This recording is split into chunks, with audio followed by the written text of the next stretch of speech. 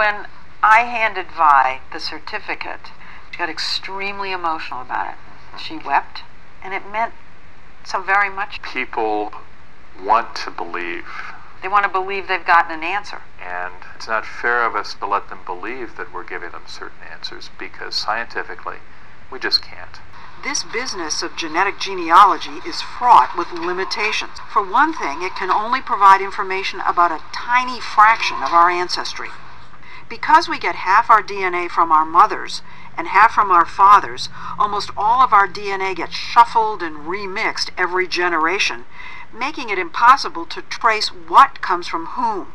There are just 2 bits of DNA that remain pure: the Y chromosome, which passes directly from father to son, and something called mitochondrial DNA, which passes unchanged from mother to child. Hank Greeley, a law professor at Stanford University, has studied this new field.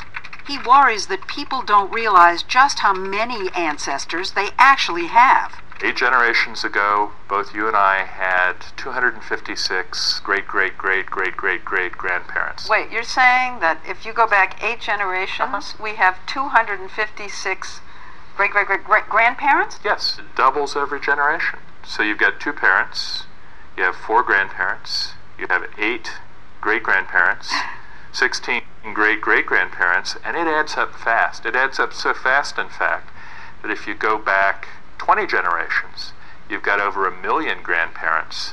1,048,576 to be exact. And in each generation, DNA testing can provide information about only 2 of them. So you could be Peruvian on your mother's mother's mother's side, Japanese on your father's father's father's side, Swedish on everything else. And you'll never know. And you'll never know the Swedish from the Y chromosome or the mitochondrial DNA. Now, you've looked at several of these companies that are doing these tests. Yes. Do you think that they explain what you just explained to us? No.